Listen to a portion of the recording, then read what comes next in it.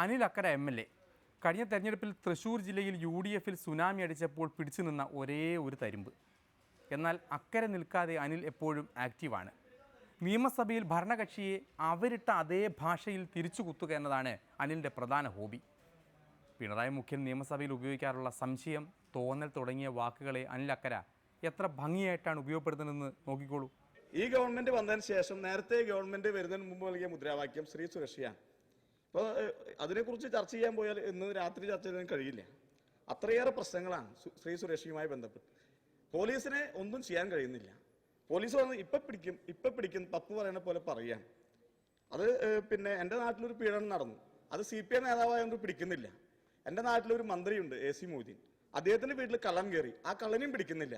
അത് CPM ആയതുകൊണ്ടാണോ എന്നെനിക്കൊരു സംശയമുണ്ട്. എന്താണ് ഇവിടെ നടക്കുന്നത്?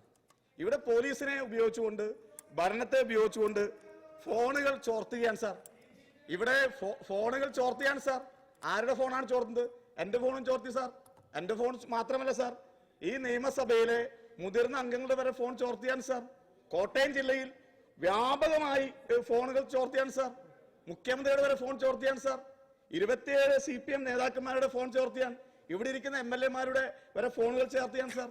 BSNL പരാതിയുണ്ട്, ഒരു അന്വേഷണം നടക്കുന്നില്ല സാർ. ഇവിടെ എന്താണ് നടക്കുന്നത്? ഇവിടെ ജയരാജേട്ടൻ ഇവിടെ ഇരിക്കല്ലേ?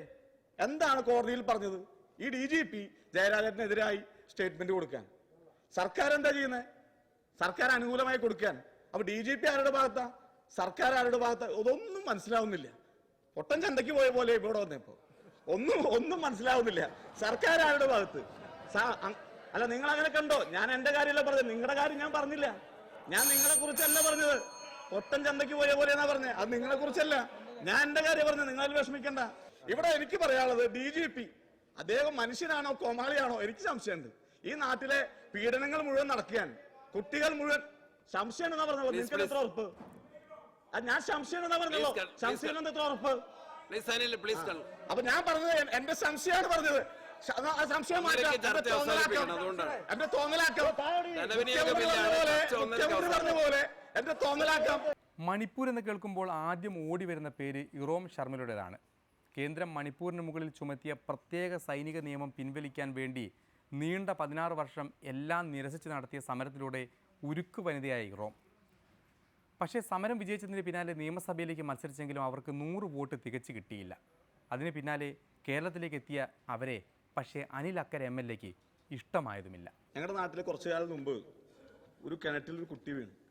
അപ്പോൾ കുറേ ആളുകൾ ആ കുട്ടി വീണത് കാണാൻ വേണ്ടി ഓടിക്കൂടിയാണെങ്കിൽ ഒരാൾ പെട്ടെന്ന് ആ കിണറ്റിലേക്ക് എടുത്ത് ചാടി. വായത്തിന് ഒരു 4 അടി 5 അടി വെള്ളം ആ കിണറ്റിലുണ്ടായിരുന്നു.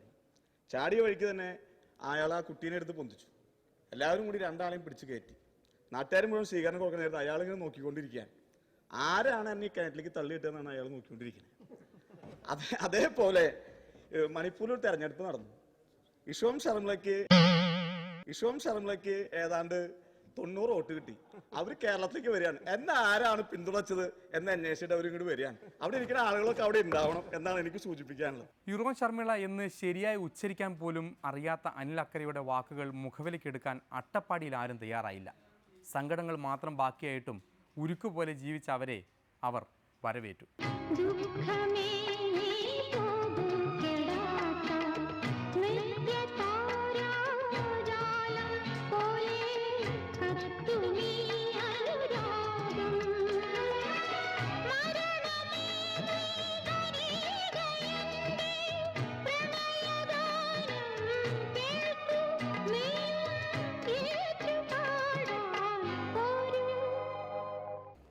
I know South Indians have been supporting me morally much than other areas of India, and I am very pleased to see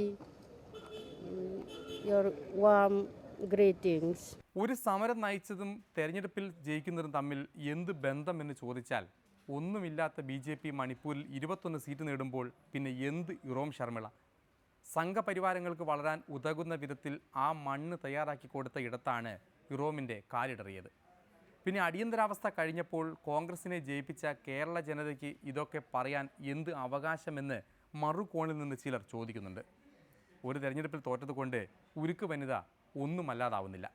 എന്നാൽ ഒരു തോൽവിയോടെ എല്ലാം അടിയറവ് പറഞ്ഞാൽ ഏത് ഉരുക്കും ജനമനസ്സുകളിൽ നിന്ന് ഉരുകി ഒലിച്ചു പോകുമെന്ന് ഓർമ്മിപ്പിച്ചുകൊണ്ട് പ്രധാന തല്ലിക്കെട്ടുകൾ ഒരിക്കൽ കൂടി നോക്കാം.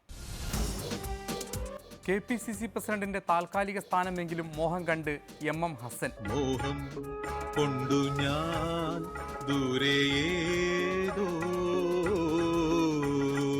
ഈണം പൂത്തനാൾ മധുക്കേടിപ്പോയി. ആ സ്ഥാനം സ്ഥിരമായി അങ്ങോട്ട് തരട്ടെ എന്ന് ചോദിച്ചപ്പോൾ ഹസന് നാണം വന്നു. പാർട്ടി ഏത് ഉത്തരവാദിത്വം ഏൽപ്പിച്ചാലും ആരും ഏറ്റെടുക്കും. നാണമാവുന്നു നീ നോവുന്നു എന്റെ കൈകൾ നിന്നെ മൂടുമ്പം.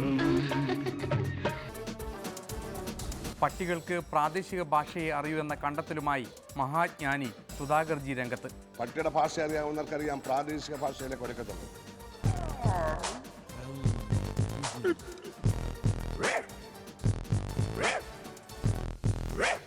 ഇംഗ്ലീഷ് പഠിക്കുകയാണെങ്കിൽ അത് സായിപ്പിനേക്കാൾ നല്ലത് നായനാരുടെ ഇംഗ്ലീഷ് എന്നും സുധാകർജി. നായനാട് ഇംഗ്ലീഷാണ് ഏറ്റവും നല്ല ഇംഗ്ലീഷ്. കാര്യം മനസ്സിലായല്ലോ നമുക്ക്.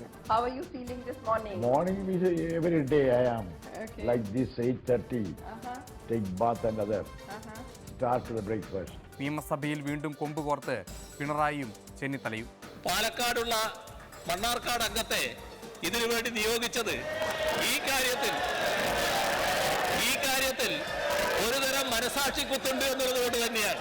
സാർ, ഈ സഭയിൽ അടിയന്തര പ്രമേയം അവതരിപ്പിക്കുന്നത് ഏതെങ്കിലും ഒരു പ്രദേശത്തൊരു സംഭവം ഉണ്ടായാൽ അവിടുത്തെ ആള് തന്നെ വേണമെന്ന് ഒരിടത്തും നിഷ്കർഷിച്ചിട്ടില്ല എന്നുള്ളത് മുഖ്യമന്ത്രി ആദ്യം മനസ്സിലാക്കണം. പിണറായി മുഖ്യന്റെ പ്രയോഗങ്ങളെ അതേ ഭാഷയിൽ പ്രയോഗിച്ച് അനിൽ അക്കര. ഞാൻ സംശയം പറഞ്ഞല്ലോ. സംശയം എന്താ ഉറപ്പ്? അപ്പൊ ഞാൻ പറഞ്ഞത് എന്റെ സംശയമാണ് പറഞ്ഞത്. ഇറോം ശർമിള കേരളത്തിലേക്ക് വന്നതിൽ അക്കരയ്ക്ക് പുച്ഛം. ഇഷോം ശർമിളയ്ക്ക് ഏതാണ്ട് 90 വോട്ട് കിട്ടി. അവർ കേരളത്തിലേക്ക് വരികയാണ്. എന്നെ ആരാണ് പിന്തുണച്ചത് എന്ന് അന്വേഷിച്ചിട്ട് അവരിങ്ങോട്ട് വരികയാണ്. അവിടെ ഇരിക്കുന്ന ആളുകളൊക്കെ അവിടെ ഉണ്ടാവണം എന്നാണ് എനിക്ക് സൂചിപ്പിക്കാനുള്ളത്. ഇന്നത്തെ ഡെമോക്രസിയുടെ സമയവും തീരുകയാണ്. വീണ്ടും കാണാം. നന്ദി. നല്ല നമസ്കാരം.